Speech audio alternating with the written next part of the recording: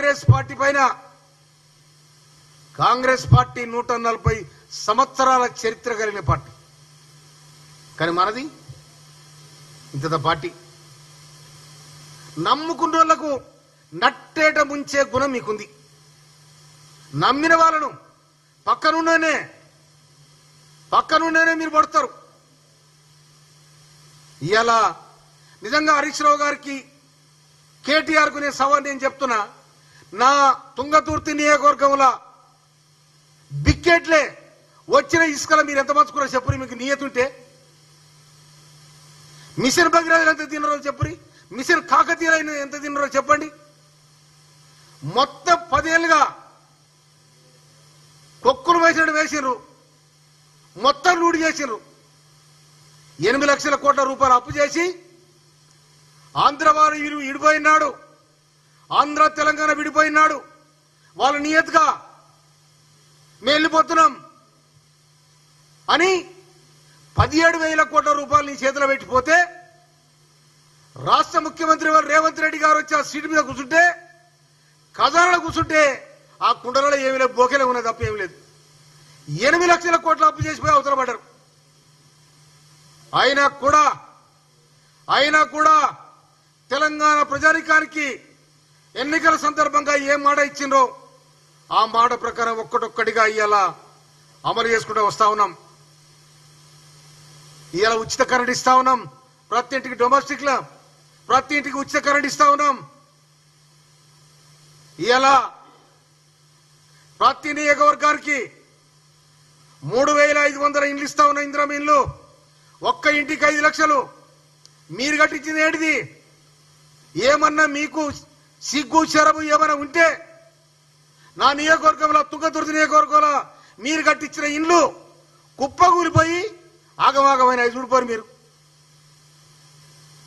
మీరు కట్టించింది ఏంటిది? మీ ప్రేట్ ఏంటిది? బొందలగడ శ్మశాన వాటికలు వైకుంఠ ధామాలు. మీరు వచ్చినాకనే తెలంగాణ వచ్చినట్టు, మీరు వచ్చినాకనే తెలంగాణ భాష నేర్చినట్టు, మీరు వచ్చినాకనే పుట్టుకలు జరుగుతున్నట్టు, మీరు వచ్చినాకనే సాగు జరుగుతున్నట్టు, మీరు గట్టిపోతే ఎవడు బతకనట్టు. కనుక మీరు పగటి కలడుగా అన్నారు. 2023 కూడా మేమే రాజ్యం వస్తాం, దోసుకుంటానికి సిద్ధంగా ఉన్నాం అనుకున్నారు మీరు. కానీ తెలంగాణ ప్రజానికం నైజామునే ఫైజాం కూడా మీకు తరిమిన తెలంగాణ నువ్వెంత నీ పీకుడెంత అనుకున్నారు ప్రజనికం. అందుకోసమనే ఓటు రూపంలో తూటాను మేలిస్తే సక్కబోయి ఇంట్లో కూర్చున్నారు. తెలంగాణ ప్రజానికానికి ఎలాంటి పరిచయం లేదు. వాళ్ళు చల్లగున్నారు. ఇప్పుడు మంచి రాజ్యం వచ్చింది, డెమోక్రసీ వచ్చింది. ఈ డెమోక్రసీలో మేము మాట్లాడే హక్కు దొరికింది, మాకు నాయకుడి దగ్గర పోయే స్వేచ్ఛ దొరికింది అంటున్నారు. కానీ మీ దగ్గర మీరున్నప్పుడు ఎవరి దగ్గర రానిచ్చారు? మీరు ఎవరి దగ్గర రానిచ్చారు? గుంపులుగా ఏర్పడి, గుండాలుగా ఏర్పడి మొత్తం సర్వనాశనం చేశారు. అందుకోసమనే కాంగ్రెస్ ప్రభుత్వాన్ని, ఇందిరమ్మ రాజ్యాన్ని తీసుకురావాలని ప్రజలు సంకల్పించారు. నవంబర్ 30 తారీఖు నాడు గుర్తులు గుంచితే డిసెంబర్ 3 తారీఖు నాడు పరారైపోయారు. అందుకోసమనే రేవంత్ రెడ్డి గారి మీద కేటీఆర్, నేను చెప్తున్నా నీకు, నిన్ను ఇంకా ప్రజలు నాయకునే గుర్తిస్తలే.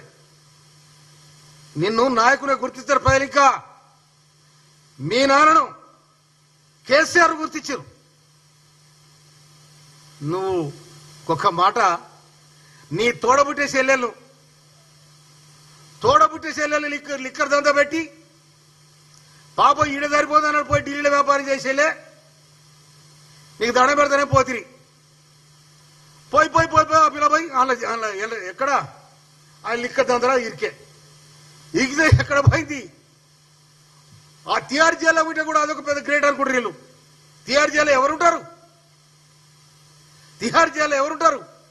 మళ్ళీ ఎంక్వైరీ అయితే మళ్ళీ పోయి మీరుండేది కానీ. అందుకోసమనే లిక్కర్ దందలో ఉన్నారు, భూమాఫియాలో ఉన్నారు.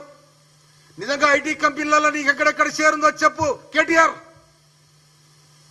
నీకు నీతి నిజాయితీ ఉంటే తెలంగాణ కోసం మాట్లాడే నైతిక హక్కుంటే ఎక్కడెక్కడిదో చెప్పండి.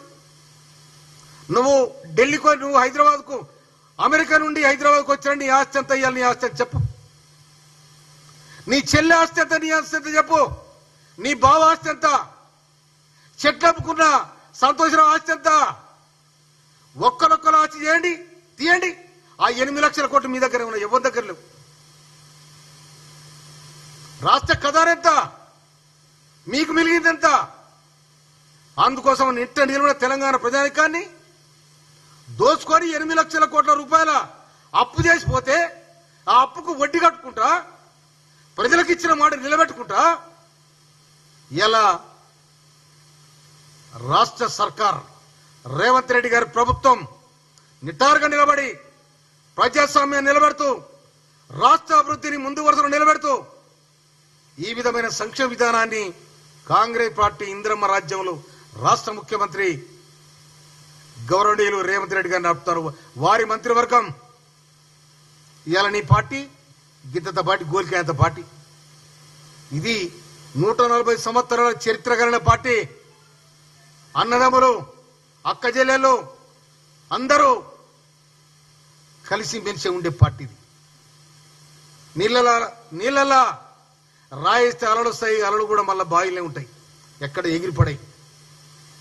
కానీ మీ పంచాయతీలు ఎక్కడి, మీ చెల్లెని బయటికి పంపిరు చెప్పు నాకు. ఆ పిల్ల ఏం నేరం చేసిందని పంపిరు.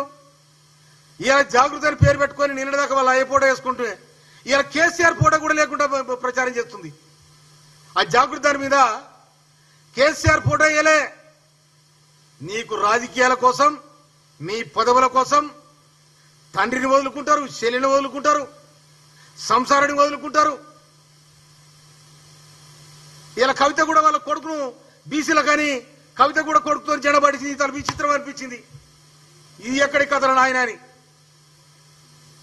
అందుకోసమనే మీ కుటుంబం ఎప్పుడైతే తెలంగాణ ప్రజలకు ద్రోహం చేసిందో ఆనాడే మిమ్మల్ని గంటి వేయబడ్డది.